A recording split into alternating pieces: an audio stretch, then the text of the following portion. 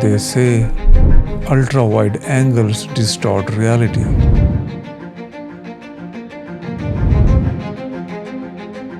I say, why not flip it? This is the widest F1.4 Sigma has ever made for APS-C. And today I'm putting it through every technical test that matters.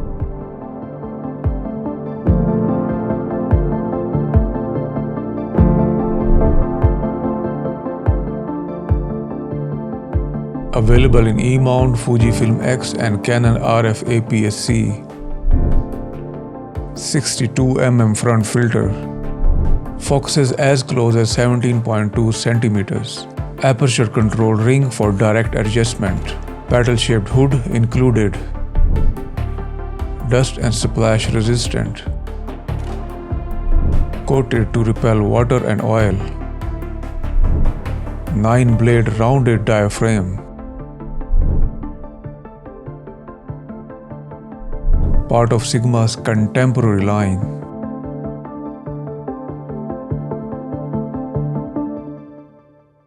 It's been 19 years since I first picked up an ultra-wide APS-C lens.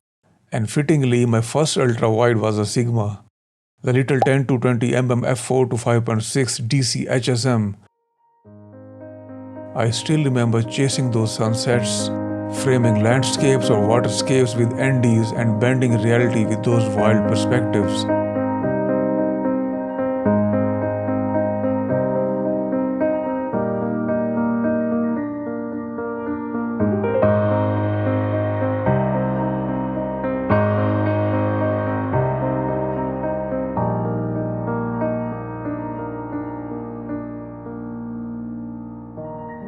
That lens made photography feel like pure magic. I even shot outdoor portraits with it. Crazy, I know. Fast forward to today, I'm holding a 12mm ultra-wide f1.4 that weighs just 225 grams, with solid build quality and even an aperture control ring.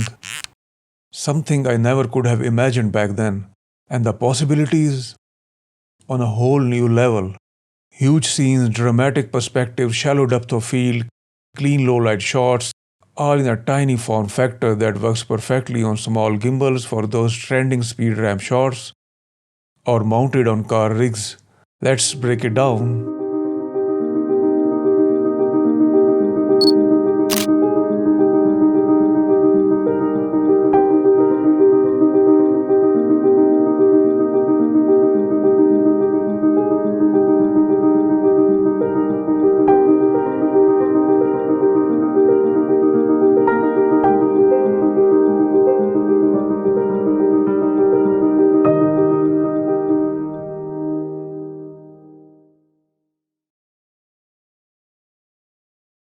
For this test, in-camera corrections are turned off.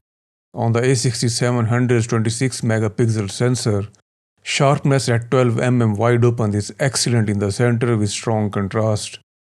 The corners start out softer but improve as you stop down, and nearly matching the center at f8. Beyond that, diffraction kicks in, as expected. Like most ultra-wides, this lens shows a bit of field curvature, at least on my copy. Focus into the corners and they sharpen up even at f1.4, but then the center softens and vice versa. This lens relies heavily on in-camera correction for distortion and vignetting. Disable them and at 12mm you are hit with a strong barrel distortion. Vignetting is also quite pronounced at f1.4 and doesn't fully clean up until around f5.6. In real-world use, it's not a deal breaker since correction or a quick fix in post handle it well. But it's worth noting that the lens isn't optically neutral on its own. Point a bright light at this thing wide open and it throws a glowing ring of flare, like it's trying to cosplay as a UFO.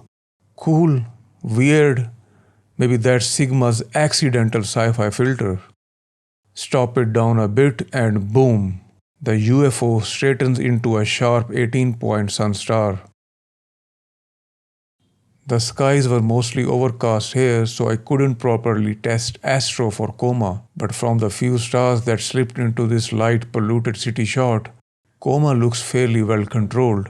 Bright points don't smear much at the edges, a promising sign for astrophotography. At f1.4 you will notice some longitudinal chromatic aberration, magenta in the foreground and green in the background. Stopping down quickly reduces it, and by f5.6 it's essentially gone.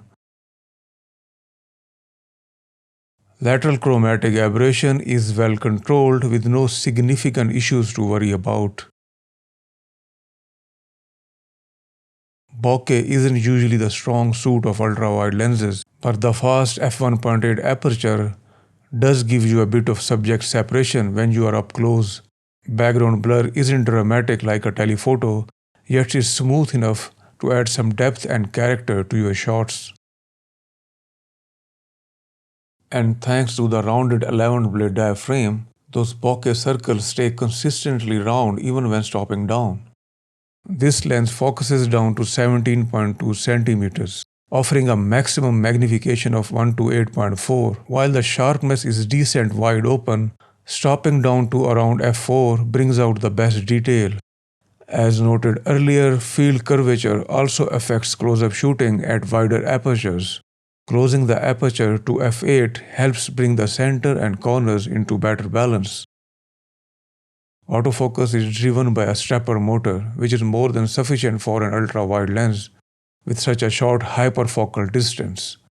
There's a touch of focus breathing, but with such an ultra-wide field of view, it barely registers in practice. The breathing is so subtle it never feels distracting. Honestly, unless you are a pixel peeper with a ruler, you would hardly know it's there.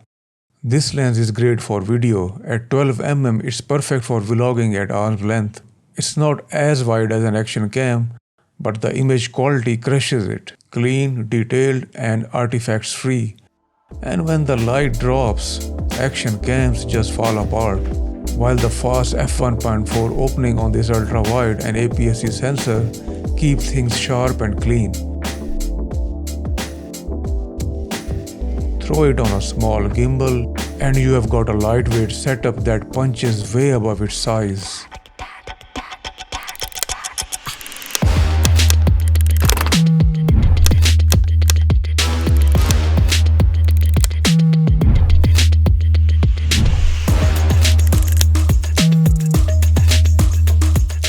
If I were a vlogger, which I'm currently not, or the type of creator who mainly relies on an action cam, I would probably keep it as a backup or B cam. But for the main setup, I would grab this lens, throw it on an entry-level APS-C mirrorless, and boom, your content instantly gets a serious visual upgrade. At just 225 grams, with this kind of aperture and image quality, it's a big deal. Add a compact gimbal and you've got yourself a rock-solid vlogging kit. Now of course this isn't your only choice. Viltrox offers a 13mm f1.4, but it's noticeably heavier. Samyang has a budget-friendly 12mm f2, though that's a full stop slower. And then there's Sony's own 11mm f1.8, the closest rival here. And active stabilization generally works better with native Sony glass. Bottom line, Sony's 11mm f1.8 is a strong contender. But Sigma is really pushing boundaries with f1.4 at this size and weight. This lens isn't just wide, it's wide open to creativity.